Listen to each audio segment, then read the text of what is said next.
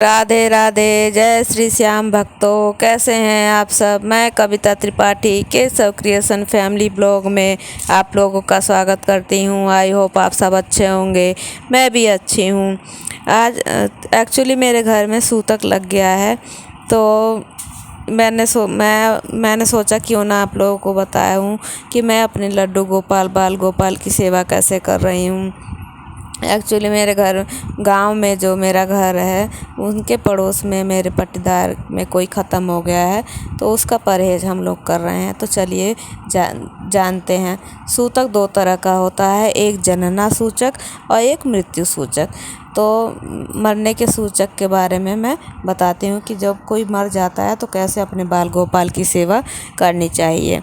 सबसे पहले तो आप अपने बाल गोपाल को या तो पड़ोस में दे दीजिए, पड़ोस में उनके खाने पीने का भी सामग्री दे दीजिए। एक चीज़ तो ये हो गई। दूसरी चीज़, अगर आपके घर में नंद हैं, अगल बगल रहती हैं, चाहे घर में आई हुई हैं, या तो आप के कोई रिश्तेदार हैं जो आपके गोत्र से अलग होना चाहिए, आपके गोत्र में नहीं होना चाहिए, आपके परिवार से नहीं होना चाहिए। अगर ये भी नहीं हो सकता है तो आपके घर में अगर कोई बच्चा है, वो 12 साल की उम्र से कम है, तो आप उस बच्चे को उनकी सेवा सौंप सकते हैं। उसको दूर से बता सकते हैं, बेटा ऐसे करो, ऐसे नहलाना है, कपड़े पहनाना है, उनको ऐसे भोग लगाना है। लेकिन भोग में आप अपने घर का बना हुआ खाना उनको मत दीजिएगा, आप उनके लिए बाहर से इंतज़ाम कर दीजिए। अगर ये भी संभव ना हो तो जिस दिन आपको पता लगे कि सूतक लग गया है, सूतक लगा हुआ है, उस दिन आपको बाल गोपाल को अपने अच्छे से स्नान करना है, श्रृंगार करना है उनका, और अच्छे से उनके स्थान पर बैठा देना है। जहाँ भी आप मंदिर में बैठाते हो, चाहे उनका जो भी स्थान बना रखे हो आप, वहाँ बैठा सकते हैं उनको। और उनके पास खाने की सामग्री जो एकदम डिब्बे में एयर टाइट कंटेनर में आप पैक करके रखिए, क्योंकि चींटी ना उसमें लग पाए, मक्खी मच्छर ना बैठे।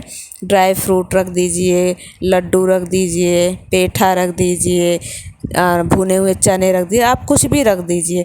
लेकिन वो जो भोग होना चाहिए वो सूखा होना चाहिए, क्योंकि 12-13 दिन में वो ख़राब भी हो सकता है। तो वो दृष्टि भोग लगाते रहेंगे 12-13 दिन तक, और आपको बिल्कुल भी उस भोग को चाहे उनको छूना नहीं है। आप जो आपके 12 साल से बच्चे को आपने सौंप रखी है सेवा, वो बच्चा उन्हें नहला, उसके बाद आपने जो भी उनका टाइम बना रखा है, जिस टाइम आप उन्हें नहलाते हैं उस टाइम का ये है प्रभु, हे बाल गोपाल, हे लल्ला, नहा लीजिए, स्नान कर लीजिए, श्रृंगार कर लीजिए अपना, और उसके बाद उनका भोग लगा दीजिए। सब मानसिक रूप से उनकी पूजा आप टाइम टू टाइम, उनका जब भी रूटीन हो उस रूटीन के हिसाब से आप उनको मानसिक पूजा कर सकते हैं। स्मरण करते हुए उनकी अपना मानसिक पूजा करते रहना चाहिए हमें 12-13 दिन तक, और कहना चाहिए, हे प्रभु, देखिए कितने भी हों तो वो हमने अपने सदस्य बना लिया है उन्हें, लेकिन हैं तो वो भगवान ही।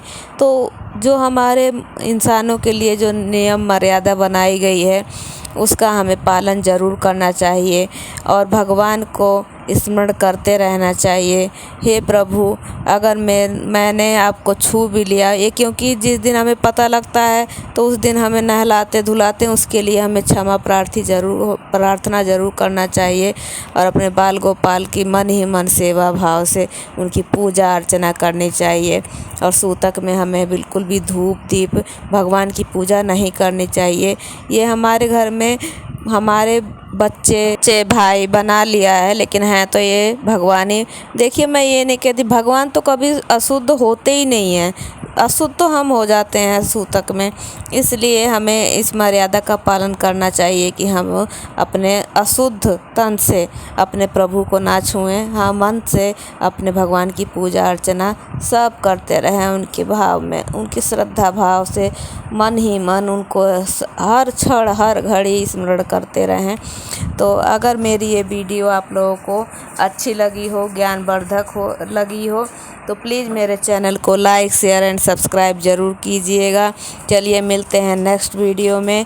राधे राधे। जय श्री श्याम भक्तों, हे प्रभु, सब पर कृपा बनाए रखना प्रभु।